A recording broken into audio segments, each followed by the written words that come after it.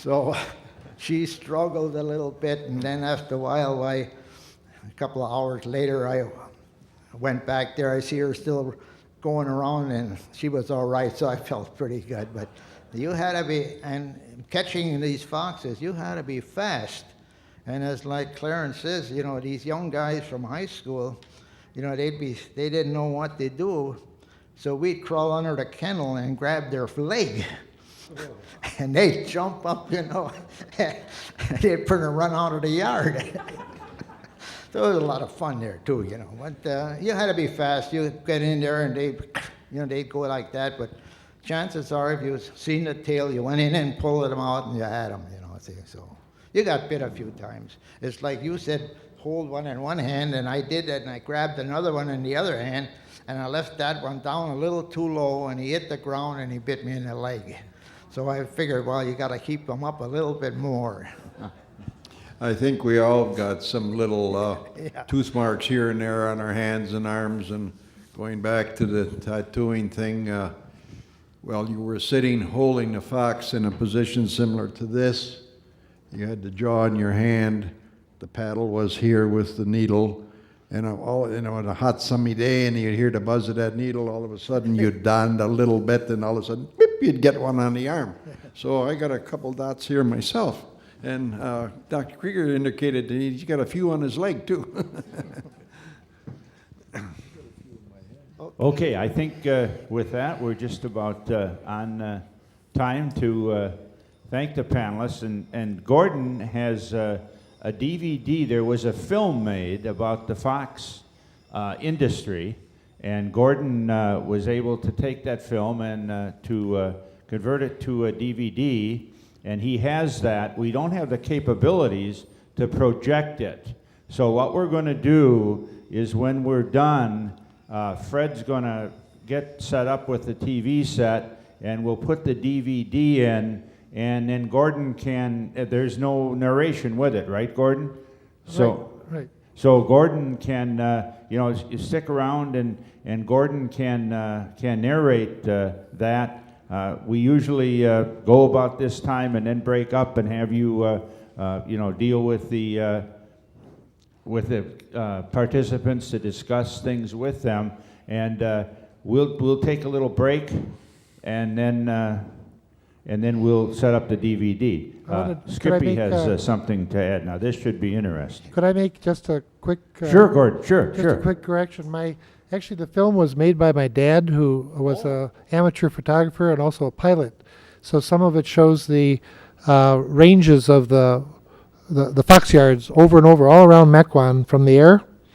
And then he takes you on a trip north to Hermansville and shows the whole harvesting process, as we might call it. Shows you step by step the animals being released into the large furring ranges and letting them run, and then the guys moving them down the path finally to their last encounter with humans, and then finally they're skinned and so forth. It's all on the DVD. I have to take no credit. My sister is the one who had the movie made into a DVD and informed me that she had this, and I was delighted. We just didn't know what it was about because there was no narration. So I've written a narration. Okay. I have a few handouts if anybody is interested. Okay. So we'll Skippy.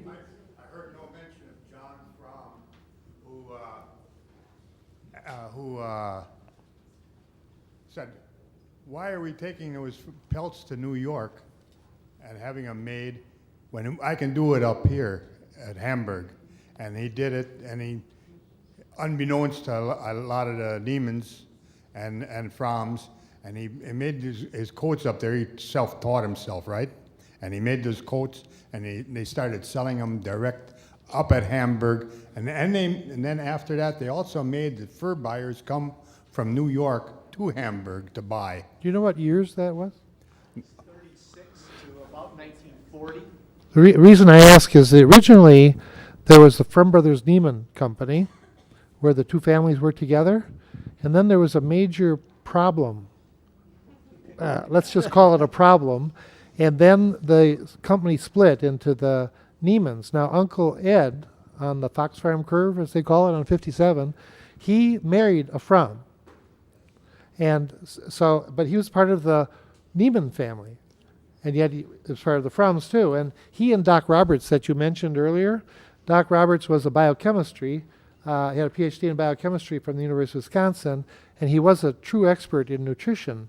And he and my uncle owned the Fromm dog food company at the end anyway.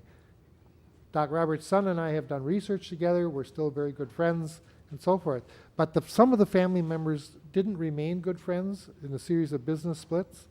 And that's why I asked at what year did that happen? I don't remember, but also Henry Fromm, he sort of split off all by himself, if you remember. In fact, his ranch, when I used to go up there, I used to haul meat food up to him, and they weren't sure if his residence was in Michigan or Wisconsin. So he paid taxes to neither. That's a good idea. No, I'm kidding. Pay taxes, maybe to Alaska, I don't know.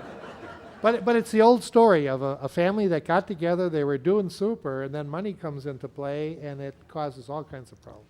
And that's why I've chosen to remain at the university and be poor. Howard. There was an article in the National Geographic Right, it's a good article. in 1948, March of 1948. It's entitled "The Romance of the Fur Industry," and it goes into how they made a coat, built a coat, and it's really complex. And they split fur and cut it all in little strips and sewed it all together to make, and it's very interesting. And there's Ronald Stevenson is mentioned in that article as being an aviator and a photographer, and there's an excellent picture in there of the Fromm brothers Neiman Fur Ranch, what's called the Maine, I guess. Is that where the golf course is now? Yes. There's an excellent picture, and it's amazing the size of that. And according to that article,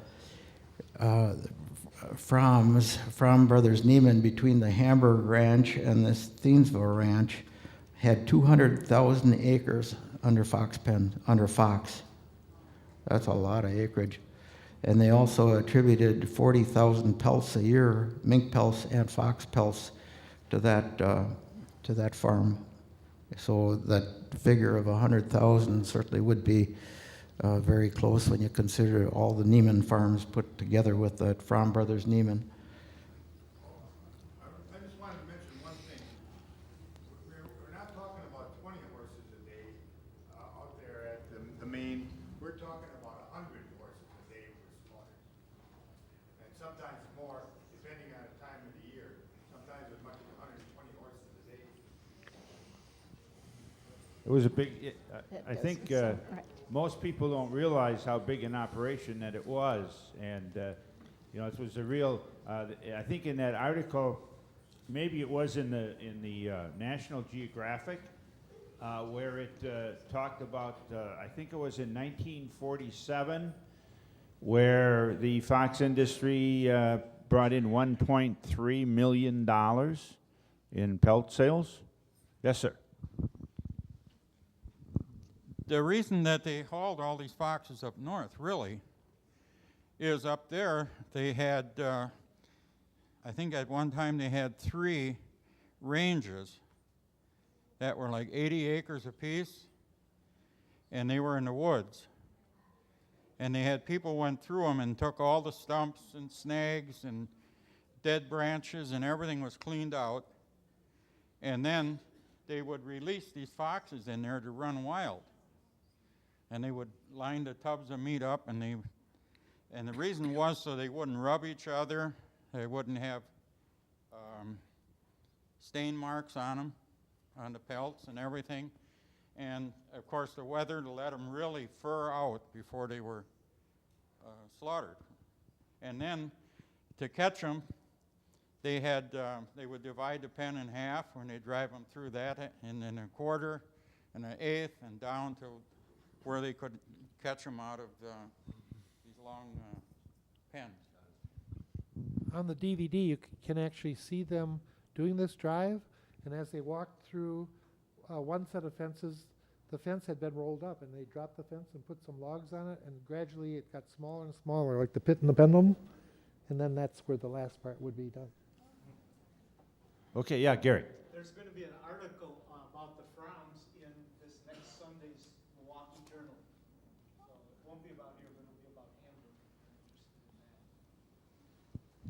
Okay, once again, thank you for attending, and let's thank our panelists for interesting presentation.